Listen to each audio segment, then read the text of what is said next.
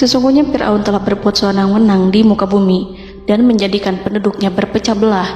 Dia bertindak semena-mena, lalim, melampaui batas, lebih mementingkan kehidupan dunia dan berpaling dari ketaatan Rob yang Maha Tinggi. Fir'aun memecah menjadi banyak sekali golongan dan kelompok dan menindas sebagian di antara mereka. Fir'aun menindas Bani Israel yang berasal dari keturunan Nabi Yakub. Saat itu, mereka adalah penduduk bumi terbaik. Mereka berada di bawah kuasa Raja Tiran yang zalim, yang memperbudak dan mempekerjakan mereka untuk pekerjaan-pekerjaan hina. Ada banyak faktor yang melatar belakangi perbuatan raja tersebut. Selain karena kebencian, ada juga faktor ramalan yang beredar pada saat itu. Bani Israel mengalami siksaan dan penyiksaan yang tak terkira. Nabi Musa diutus oleh Allah Subhanahu wa Ta'ala untuk membebaskan Bani Israel dan telah berulang kali memperingatkan Fir'aun agar membebaskan kaumnya. Namun Fir'aun tetap bersikeras dan menolak. Suatu hari Allah Subhanahu wa Ta'ala memerintahkan Nabi Musa untuk kembali kepada Fir'aun dan menunjukkan mukjizat. Di sana Nabi Musa menunjukkan beberapa mukjizat, termasuk mengubah tongkatnya menjadi ular raksasa dan di tangannya mengeluarkan cahaya. Namun Fir'aun tetap ingkar, dan dari situlah awal mula kehancuran Fir'aun dan pengikutnya. Tentang bagaimana detail kisah lengkapnya serta kelanjutan nasib Fir'aun, dari mana awal mula keangkuhan Fir'aun sampai mengakui dirinya sebagai Tuhan, serta dari mana sumber kekayaan Fir'aun yang sampai penasihatnya saja Qorun bisa membangun istana megah, akan dibahas lengkap di sini. Namun sebelum saya melanjutkan kisahnya, dimohon kepada pemirsa untuk menonton video ini sampai selesai, supaya tidak ada kesalahpahaman dalam memahami isi cerita, serta mohon bantu channel ini semakin berkembang dengan cara subscribe dan berikan like serta komen positifnya. Semoga bantuan pemirsa sekalian menjadi amal jariah dan bernilai pahala di sisinya. Bismillahirrahmanirrahim. Fir'aun menguasai seluruh negeri. Seiring dengan makmurnya negeri Mesir, kekuasaan Fir'aun semakin hari semakin bertambah. Fir'aun berkuasa tanpa ada yang berani menentang, dan dia membuat keputusan sesuka hatinya. Bahkan dengan kesombongannya, dia sampai berani mengaku sebagai Tuhan. Gelar Fir'aun Raja Mesir kuno punya pengaruh besar yang diyakini sebagai seorang yang bertanggung jawab untuk melindungi dunia pada saat itu. Fir'aun bukanlah nama seseorang, melainkan sebutan dalam Al-Quran yang merujuk pada seorang Raja Mesir yang sombong, suka menindas, dan sering melampaui batas, yang hidup ketika Nabi Musa alaihi salam bayi sampai dirinya dibinasakan oleh Allah di Laut Merah. Fir'aun merupakan sebuah gelar bagi raja-raja Mesir yang muncul di era New Kingdom. Pendapat Syekh Abdurrahman As-Sadi mengatakan bahwa Fir'aun merupakan gelar yang diberikan kepada raja-raja Mesir, sebagaimana Raja Babil disebut Namrud, Raja Habasyah disebut An-Najasyi, Raja Yaman disebut Al-Qil, atau Raja Persia yang disebut Kisra, penguasa Roma yang dijuluki Kaisar. Sebutan Fir'aun dalam Al-Quran ini menjurus pada Raja Mesir yang hidup pada tahun 1527 sampai 1407 sebelum Masehi. Fir'aun dikhususkan untuk menyebut penguasa Mesir yang membangkang dan tidak beriman kepada Allah Subhanahu wa Ta'ala, sedangkan yang beriman kepadanya dikenal dengan nama Malik, yang saat itu hidup di zaman Nabi Yusuf alaihi salam. Sebagian ahli sejarah mengatakan bahwa penguasa Mesir pada masa Nabi Yusuf disebut Al-Malik atau Raja, tidak disebut Fir'aun, karena kedua penguasa ini berbeda asal daerahnya. Penguasa Mesir pada masa Nabi Yusuf berasal dari Mesir pesisir, sehingga mudah untuk menerima perubahan. Sedangkan Fir'aun pada masa Nabi Musa berasal dari pedalaman Mesir yang mempunyai watak dan karakter keras serta kolot, dan tidak mudah menerima orang-orang di luar kalangan mereka. Dari keterangan di atas dipahami kenapa penguasa Raja Mesir pada masa Nabi Yusuf percaya kepada Nabi Yusuf dan mengikuti agama Nabi Yusuf, yaitu Islam. kemudian diikuti oleh rakyatnya.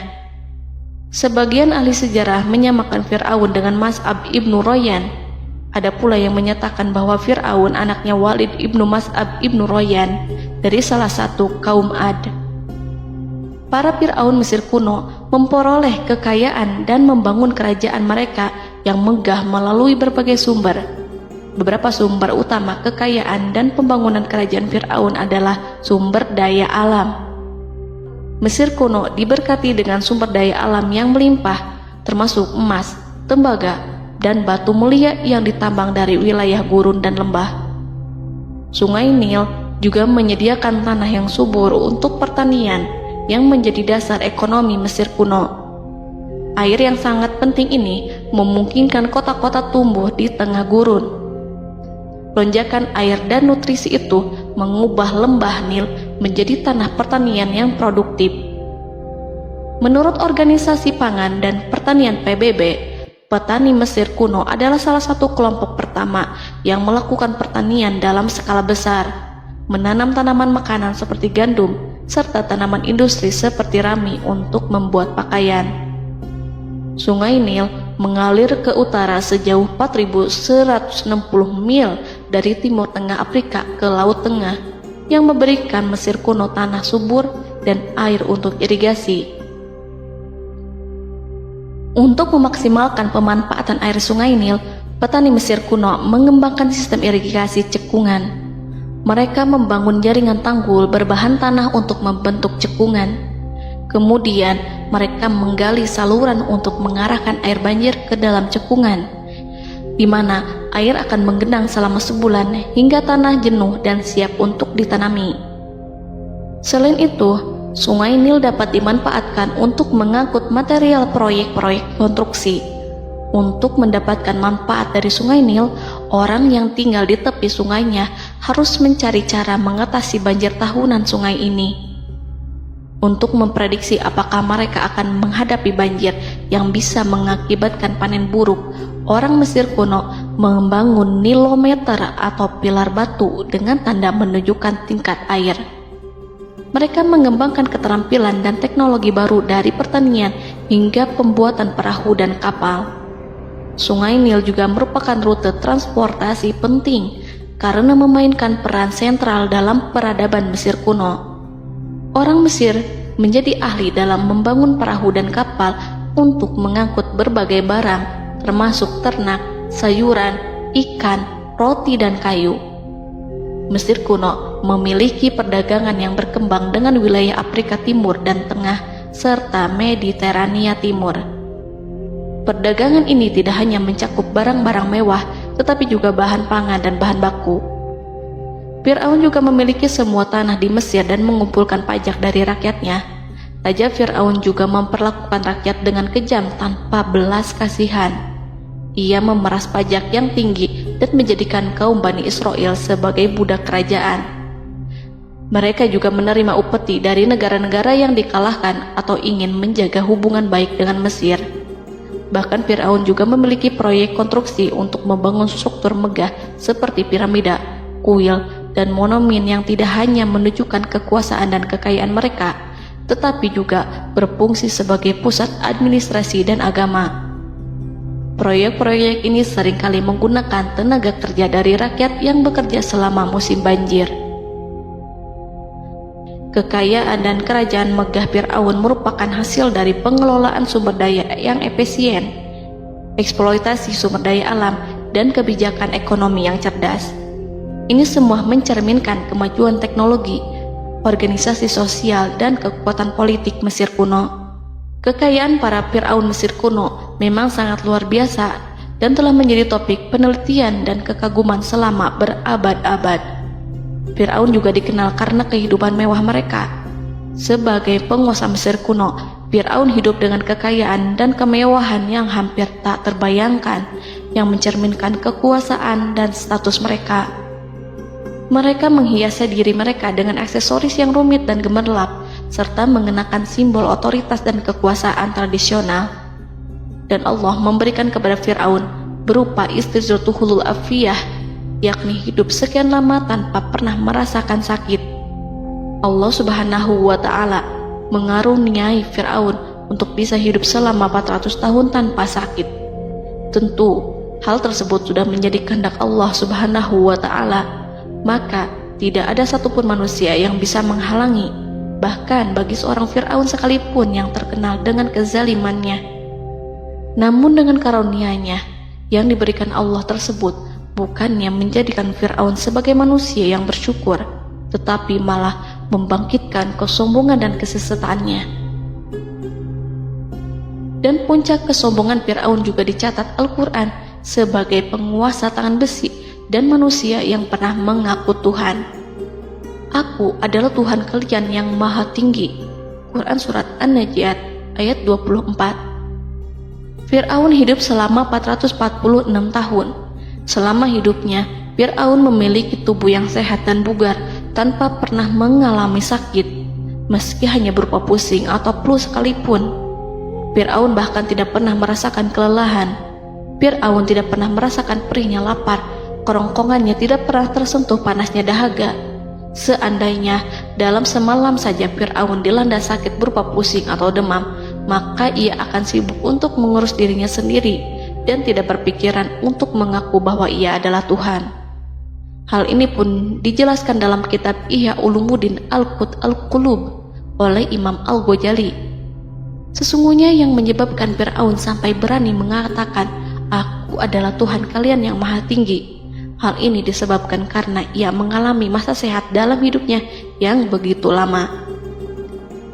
Kekejaman Raja Fir'aun diikuti dengan kesombongannya. Ia enggan bersyukur atas kemakmuran yang dianugerahkan Allah Subhanahu wa Ta'ala. Ia justru menjadikan negeri Mesir penuh dengan kemusyrikan. Sungguh, dia Fir'aun termasuk orang-orang yang berbuat kerusakan, dan kami hendak memberi karunia kepada orang-orang tertindas di bumi, dan hendak menjadikan mereka pemimpin dan menjadikan mereka orang-orang yang mewarisi bumi. Dan kami teguhkan kedudukan mereka di bumi, dan kami perlihatkan kepada Fir'aun dan Haman bersama bala tentaranya apa yang selalu mereka takutkan dari mereka. Surat Al-Qasas ayat 1-6. Haman yang merupakan penasihat dan sekaligus pelaksana proyek pembangunan menara untuk Fir'aun yang ikut berkontribusi dalam kesesatan Fir'aun, dan dia juga yang menjadi aktor utama atas kezaliman Fir'aun yang nantinya memberikan nasihat kepada Fir'aun dan mendorongnya untuk menolak ajaran Nabi Musa alaihi salam. Faktor yang mendorong Fir'aun melakukan tindakan keji ini adalah Bani Israel yang mempelajari suatu hal yang mereka riwayatkan dari Ibrahim, bahwa suatu saat nanti akan lahir seorang anak Bani Israel yang akan menghancurkan kekuasaan Raja Mesir.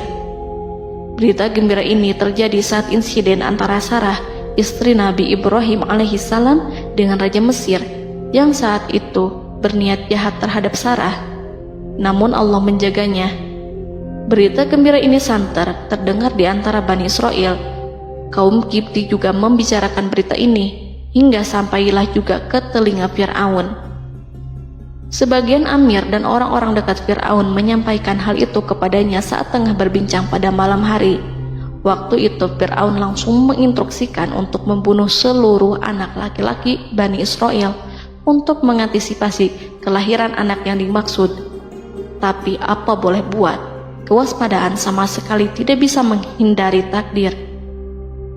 Suatu ketika Fir'aun bermimpi seakan-akan api datang dari arah Baitul Maqdis lalu membakar semua rumah Mesir dan seluruh kaum Kipti. Namun api tersebut tidak membahayakan Bani Israel. Saat bangun, Fir'aun merasa takut oleh mimpi itu.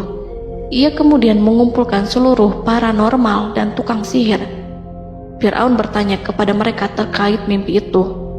Mereka berkata, akan lahir seorang bayi laki-laki dari kalangan Bani Israel yang akan menghancurkan penduduk Mesir. Sebab itulah Fir'aun memerintahkan untuk membunuh anak laki-laki dan membiarkan hidup anak perempuan.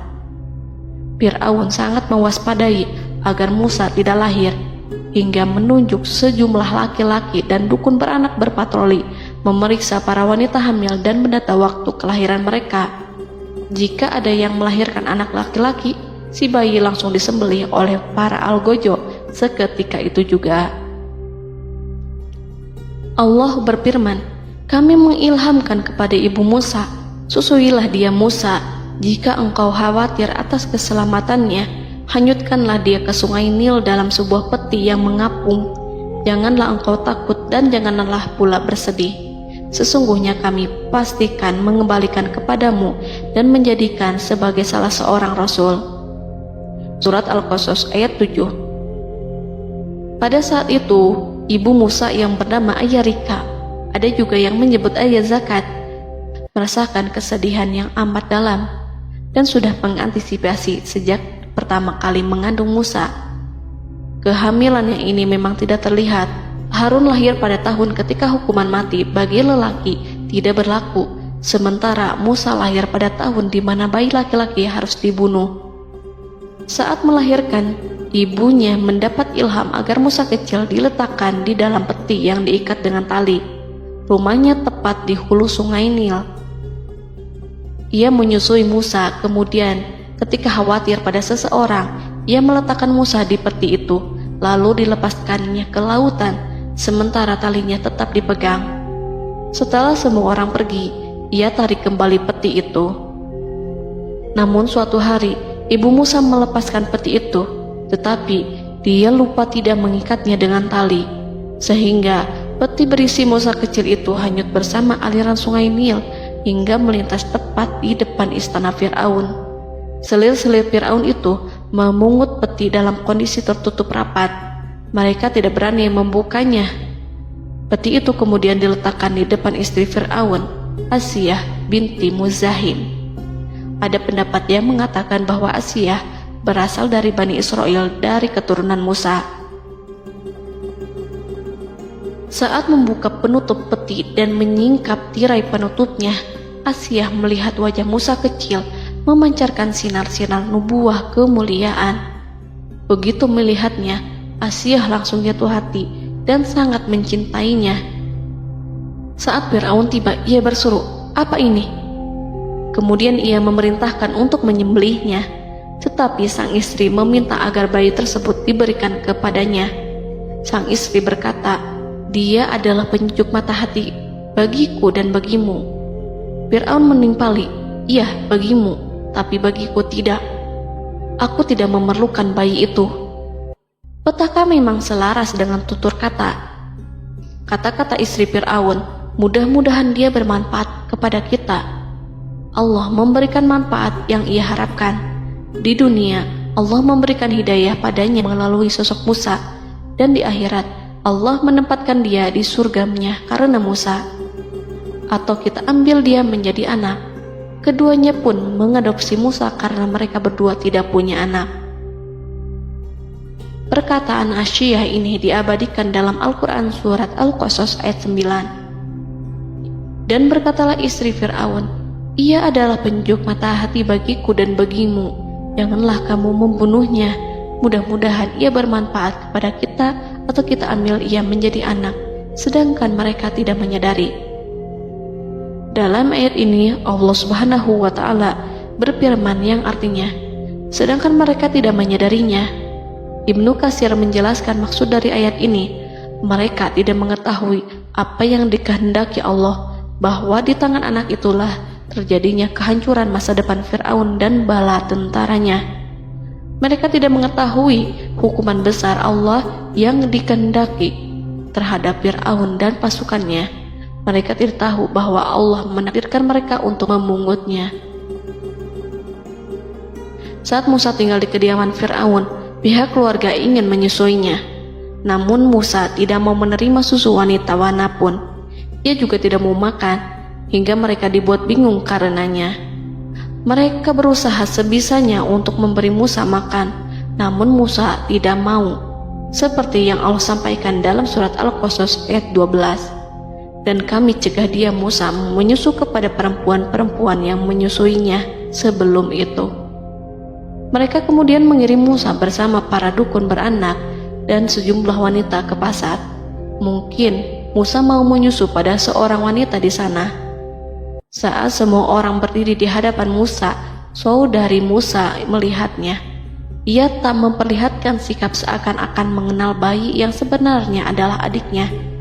Mereka kemudian pergi bersama saudari Musa itu ke kediaman Musa. Musa kecil kemudian digendong ibunya untuk menyusui bayi itu.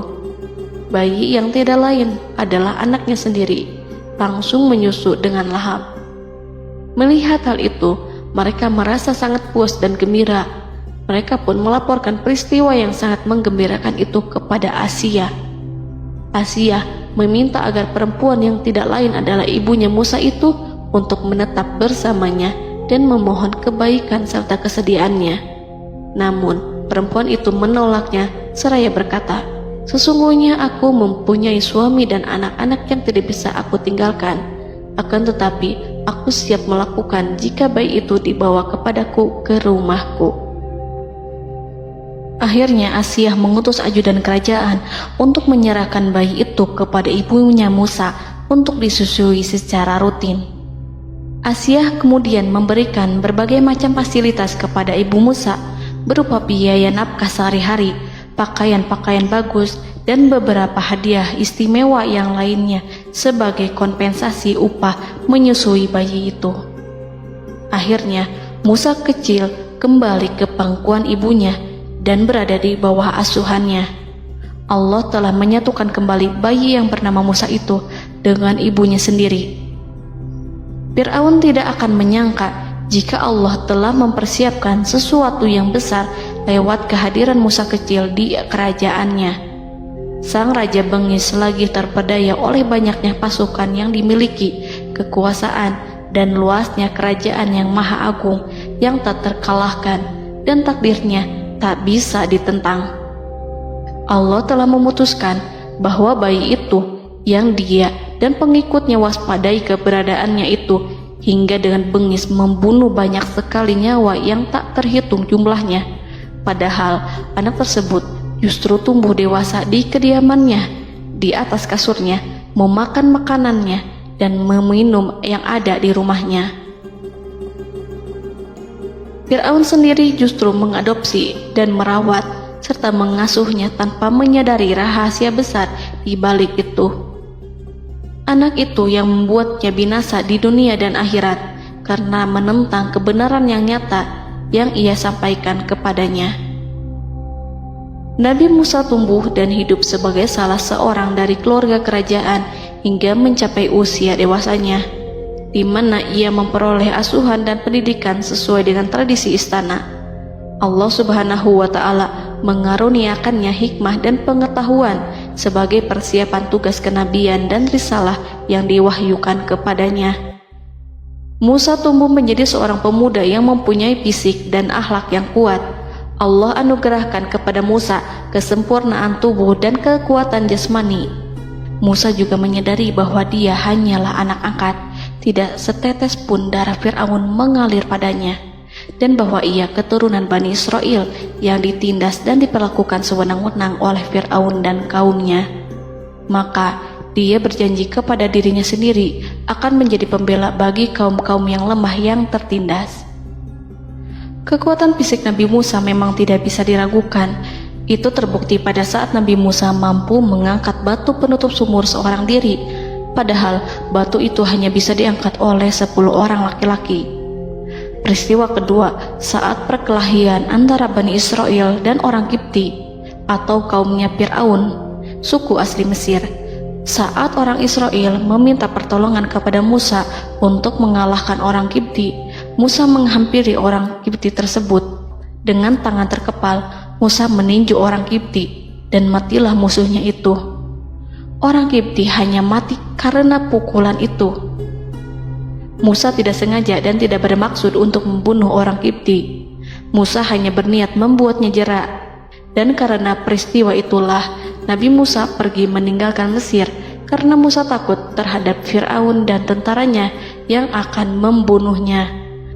Karena jika mereka tahu bahwa Musa membunuh orang Kipti demi membela salah seorang Bani Israel, akan membuat Fir'aun dan pengikutnya mencurigai bahwa Musa memang berasal dari Bani Israel, dan pada akhirnya akan memicu sebuah permasalahan besar. Dan pada waktu yang sudah ditentukan oleh Allah, sekitar 10 tahun Nabi Musa meninggalkan Mesir. Pada akhirnya Allah mengamanahkan dia sebagai seorang rasul. Allah anugerahkan kepadanya hikmah kenabian dan pengetahuan di usia 40 tahun. Allah perintahkan Musa kembali ke Mesir untuk menghadapi Fir'aun dan mengajak dia mengakui Tuhan semesta alam. Tugas ini penuh dengan bahaya, mungkin bisa membuat Musa kehilangan nyawa. Tetapi menuruti perintah Allah itu mutlak baginya. Ditemani oleh saudaranya Harun untuk membantunya membenarkan perkataannya. Lidah Musa cedal karena bara api yang pernah diletakkan di lidahnya saat Fir'aun hendak menguji akalnya setelah menarik jingat Fir'aun hingga berdarah. Fir'aun bermaksud untuk membunuhnya. Asia mengkhawatirkan Musa lalu berkata, dia masih kecil. Fir'aun kemudian menguji Musa dengan meletakkan buah dan bara api di hadapannya. Musa kecil hendak bermaksud meraih buah-buahan, tetapi tangannya dialihkan oleh malaikat. Lalu Musa mengambil bara api dan ia letakkan di lidahnya. Lidahnya cedal karena bara api ini. Musa meminta kepada Allah agar kekakuan yang ada di lidahnya dihilangkan sebagian, sebatas agar kata-katanya bisa dipahami, dan tidak meminta untuk dihilangkan secara total, karena para rasul hanya meminta sebatas yang diperlukan. Pergilah kamu kepada Fir'aun, karena dia benar-benar telah melampaui batas, maka berbicaralah kamu berdua kepadanya dengan kata-kata yang lemah lembut. Mudah-mudahan dia sadar atau takut. Quran Surat Toha ayat 42-43. Ini merupakan sifat santun dan kasih sayang serta rahmat Allah terhadap makhluknya, meski Allah mengetahui kekafiran dan kesewenang-wenangan dan kesombongan Fir'aun. Bersama Harun, Musa mendatangi Fir'aun setelah menemui beberapa rintangan yang lazim ketika akan menemui raja pada waktu itu. Pertemuan Musa dan Harun juga dihadiri oleh beberapa anggota pemerintahan dan penasihat. Bertanyalah Fir'aun kepada mereka berdua, siapakah kalian berdua ini? Musa menjawab, kami Musa dan Harun adalah pesuruh Allah agar kamu membebaskan Bani Israel dari perbudakan dan penindasanmu dan menyerahkan mereka kepada kami agar mereka menyembah kepada Allah dengan leluasa dan menghindari siksaanmu. Fir'aun segera mengenal Musa dan berkata kepadanya, bukankah engkau Musa yang sudah kami asuh sejak bayimu dan kami asuh dalam istana sampai usia remajamu dan mendapat pendidikan serta pengajaran yang menjadikan engkau pandai? Dan bukankah engkau yang melakukan pembunuhan terhadap diri daripada seorang dari golongan kami? Sudahkah engkau lupa terhadap itu semua dan tak ingat akan jasa kami kepadamu? Musa menjawab, bahwasannya engkau telah mengurus aku sejak kecil. Itu bukanlah jasa yang dapat kamu banggakan, karena jatuhnya aku pada tanganmu akibat dari kekejaman dan kezalimanmu tatkala engkau memerintah agar orang-orangmu menyembelih setiap bayi laki-laki yang lahir, sehingga ibuku membiarkanku mengapung di sungai Nil dan aku dipungut oleh istrimu, sehingga selamatlah aku dari pengejaranmu dan penyembelihanmu. Dan kebaikan yang engkau sebutkan itu sebanding dengan perlakuanmu terhadap sebuah suku bangsa besar, yaitu Bani Israel secara keseluruhan, karena engkau telah menindas dan menjadikan mereka budak-budak untuk melayanimu. Dan mengenai pembunuhan itu merupakan kehilafanku, lalu aku lari darimu karena aku takut kepadamu. Namun peristiwa itu merupakan rahmat dan hikmah yang terselubung bagiku, sebab dalam perantauanku setelah aku melarikan diri dari negerimu ini, Allah Subhanahu wa Ta'ala mengaruniakanku dengan hikmah ilmu dan mengutus aku sebagai rasul. Maka dalam rangka tugasku sebagai rasul, datanglah aku kepadamu atas perintah Allah untuk mengajak engkau dan kaummu untuk menyembah Allah dan meninggalkan kezaliman serta penindasanmu terhadap Bani Israel yang kau pekerjakan dan perbudak mereka untuk melakukan pekerjaan dan melayanimu. Fir'aun bertanya, siapakah Tuhan yang engkau sebut-sebut itu, hai Musa? Adakah Tuhan di atas bumi ini selain aku yang patut disembah dan dipuja? Musa menjawab, ya, yaitu Tuhanmu dan Tuhan nenek moyangmu, serta Tuhan alam semesta. Fir'aun bertanya, siapakah Tuhan alam semesta itu? Musa menjawab, ialah Tuhan langit dan bumi, dan segala yang ada di langit dan di bumi. Berkatalah Fir'aun kepada para penasehatnya dan para pembesarnya, sesungguhnya Rasul yang diutus kepada kamu ini adalah seorang yang gila.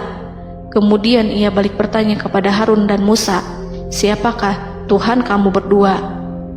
Akulah Tuhanmu yang paling tinggi. Surat An-Najiat ayat 23-24. Dan Fir'aun berkata, wahai para pembesar kaumku, aku tidak mengetahui ada Tuhan bagimu selain aku. Quran Surat Al-Qasas ayat 38. Fir'aun menentang, padahal ia tahu bahwa ia adalah hamba yang diatur, dan Allah lah yang menciptakan dan memberi bentuk rupa. Dan mereka mengingkarinya karena kezaliman dan kesombongannya, padahal hati mereka meyakini kebenarannya. Maka perhatikanlah bagaimana kesudahan orang-orang yang berbuat kerusakan. Quran Surat An-Naml ayat 14. Fir'aun beralih memakai kekuasaan dan wibawa yang ia miliki. Fir'aun berkata, jika engkau menyembah Tuhan selain aku akan memasukkanmu ke dalam penjara. Musa berkata, apakah engkau akan melakukan itu sekalipun aku tunjukkan kepadamu suatu bukti yang nyata? Fir'aun menjawab, tunjukkanlah sesuatu yang nyata itu. Maka Musa melemparkan tongkatnya. Tiba-tiba tongkat itu menjadi ular besar, dan Musa mengeluarkan tangan dari dalam bajunya. Tiba-tiba tangan itu menjadi putih bercahaya. Saking ketakutannya hingga membuat Fir'aun terkena diare. Dalam sehari lebih dari 40 kali buang air. Namun Fir'aun sebagai raja yang mengaku Tuhan tentu tidak akan begitu saja menyerah kepada Musa, walaupun telah diperlihatkan 2 mukjizat. Bahkan Fir'aun berkata kepada kaumnya yang dikhawatirkan terpengaruh oleh mukjizat Musa, bahwa apa yang dilakukan Musa merupakan sihir, dan Musa Harun adalah ahli sihir yang datang dengan maksud menguasai Mesir. Salah satu penasehatnya, yaitu Haman, mengusulkan agar mengumpulkan semua ahli sihir dari berbagai penjuru kerajaan untuk bertanding mematahkan sihir Musa, yang tanpa pikir panjang Fir'aun setujui. Fir'aun pun berkata kepada Musa, apa yang kau bawa ini adalah sihir. Kami akan melawanmu dengan sihir yang sama. Fir'aun pun kemudian meminta Musa untuk bertemu pada waktu dan tempat yang disepakati, dan langsung disetujui Nabi Musa tanpa ragu sedikit pun. Inilah salah satu tujuan terbesar Musa untuk memperlihatkan ayat-ayat hujah dan bukti-bukti nyata Allah di hadapan halayak ramai. Dengan berbekal pertolongan Allah, Musa yakin akan menang melawan para ahli sihir itu. Maka pada waktu yang sudah ditetapkan, yakni pada permulaan hari, saat cahaya matahari mulai terik menyengat, sehingga kebenaran akan terlihat terlebih jelas dan nyata, orang-orang berbondong-bondong menuju tempat yang sudah ditentukan untuk melihat pertandingan sihir yang sudah dihadiri ribuan tukang sihir. Menurut Muhammad bin Ka'ab, mereka berjumlah 80.000 ahli sihir. Mereka sudah dinyajikan hadiah dan uang yang besar jika berhasil mengalahkan Musa. Para penyihir istana berkata, wahai Musa, apakah engkau yang mau lebih dahulu ataukah kami? Musa menjawab, silahkan kalian lebih dahulu. Maka ketika tali-tali dan tongkat-tongkat ahli sihir dilemparkan, tiba-tiba berubah menjadi seakan-akan ia merayap cepat karena sihir mereka.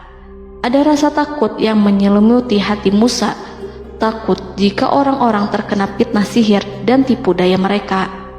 Namun Allah langsung menguatkan Musa dan berkata, yang diabadikan dalam Quran Surat Toha ayat 65-69. Janganlah engkau takut, sungguh engkaulah yang unggul, dan lemparkanlah apa yang ada di tangan kananmu, niscaya ia akan membuat. Apa yang mereka buat itu hanyalah tipu daya tukang sihir belaka, dan tidak akan menang tukang sihir itu dari manapun ia datang. Saat Musa melemparkan tongkat, tongkat itu berubah menjadi ular besar yang memiliki kaki, berleher besar, dan bentuk yang menakutkan, hingga semua orang lari dan menjauh.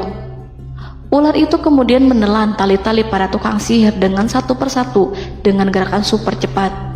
Semua orang melihatnya dengan penuh keheranan, sementara para tukang sihir mereka tercengang dan bingung kala melihatnya.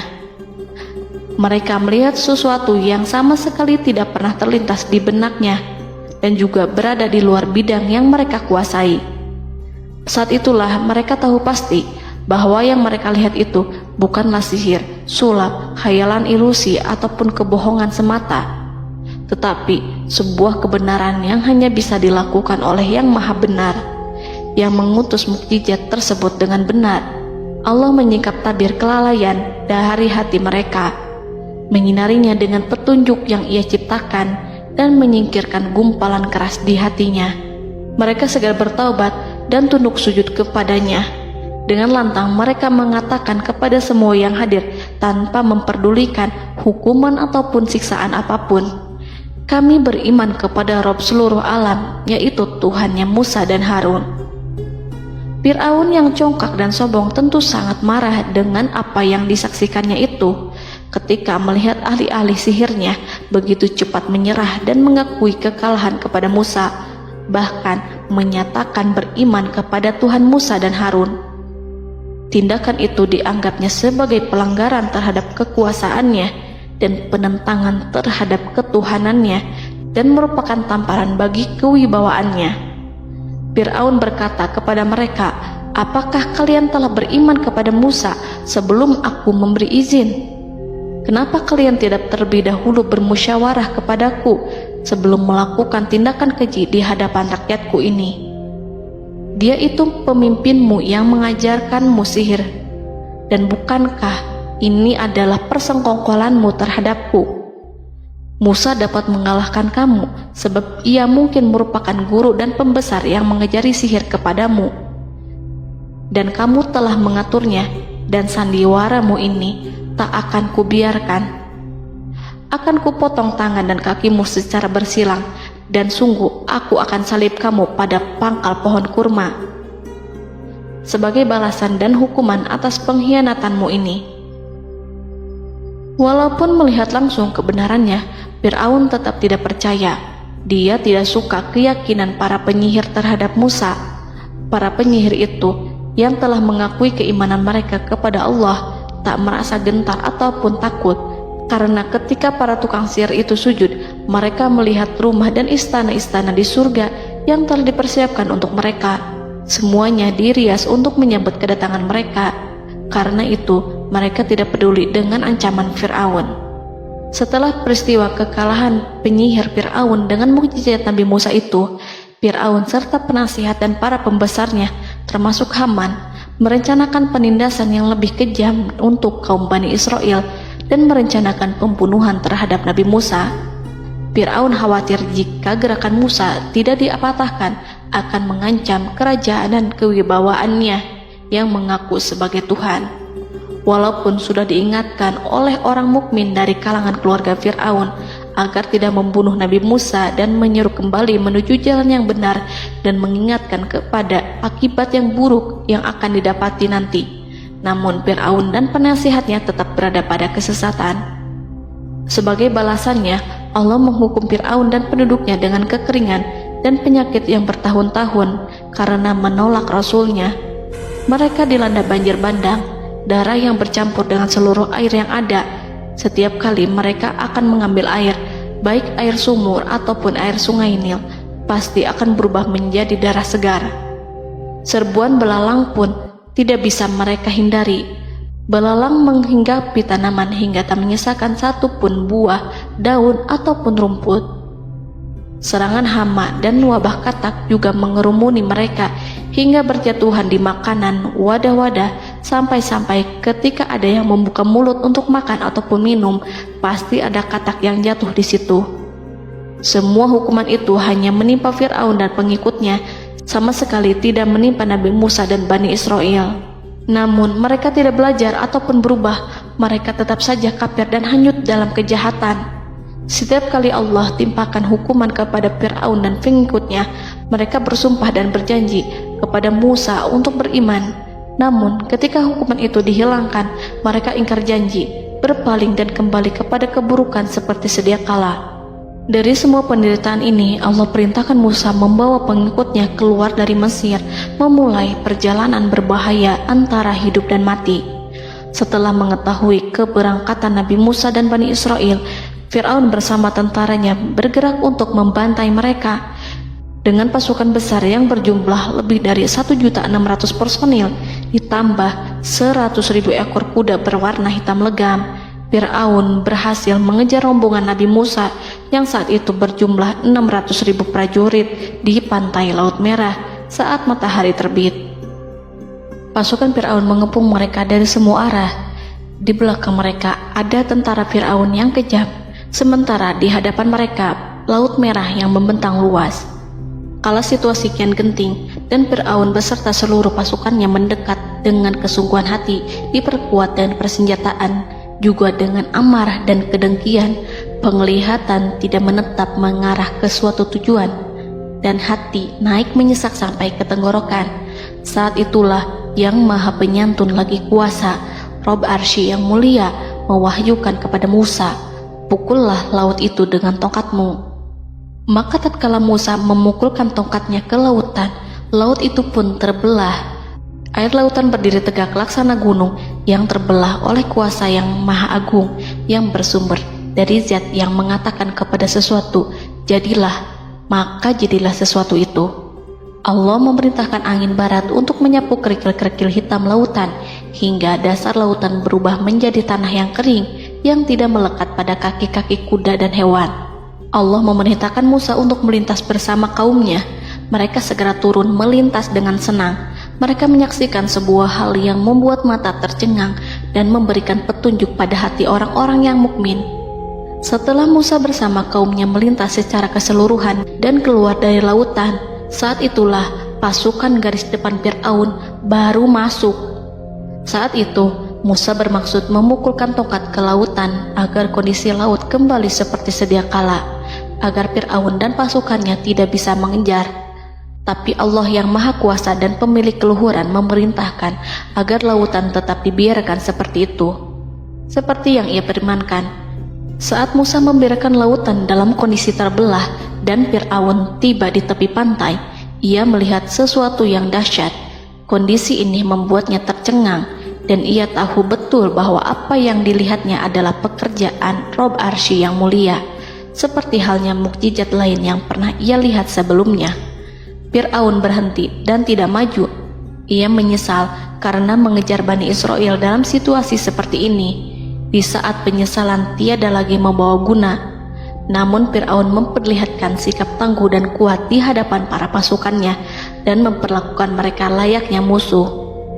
Jiwa kafir dan watak keji Fir'aun mendorong dirinya mengatakan kepada kaum yang ia perdaya hingga patuh dan mengikuti kebatilannya, "Lihatlah bagaimana lautan ini terbelah agar aku bisa mengejar budak-budakku yang melarikan diri dari kekuasaanku, menyimpang dari ketaatanku, dan meninggalkan negeriku." Fir'aun bersembunyi di barisan belakang dengan harapan ia bisa selamat, tapi mustahil ia bisa selamat. Fir'aun terlihat maju mundur. Dan pada kesempatan itu, Jibril menampakkan diri dalam wujud seorang penunggang kuda perawan, lalu melintas di hadapan kuda jantan yang ditunggangi oleh Fir'aun. Kuda yang ditunggangi Fir'aun meringik menghampiri kuda yang ditunggangi Jibril. Fir'aun kemudian masuk ke dalam lautan hingga mendahului kuda dengan tangkas dan cepat. Fir'aun tidak menghindari mara bahaya dari dirinya ataupun mendatangkan manfaat. Mereka segera menyusul hingga semuanya berada di lautan. Setelah bagian depan hendak mencapai tepi, Allah memerintahkan Musa melalui wahyu untuk memukul lautan dengan tongkat. Musa memukul lautan dengan tongkat. Lautan kembali menyatu seperti sedia kala dan menenggelamkan mereka semua. Tak seorang pun yang selamat. Allah menggambarkan tentang bagaimana Fir'aun didengkot orang-orang kafir Kipti tenggelam. Gelombang besar sesekali turun dan sesekali naik membawa Fir'aun.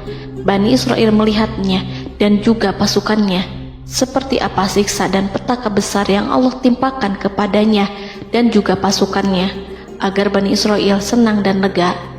Saat Fir'aun menyaksikan kematian dan mulai sakarat, ia kembali kepada jalan kebenaran dan bertaubat, serta beriman pada saat keimanan tiada lagi membawa guna. Seperti yang Allah sampaikan dalam ayat yang lain, sesungguhnya orang-orang yang dipastikan mendapat ketetapan Rabb-Mu tidaklah akan beriman meskipun mereka mendapat tanda-tanda kebesaran Allah hingga mereka menyaksikan azab yang pedih.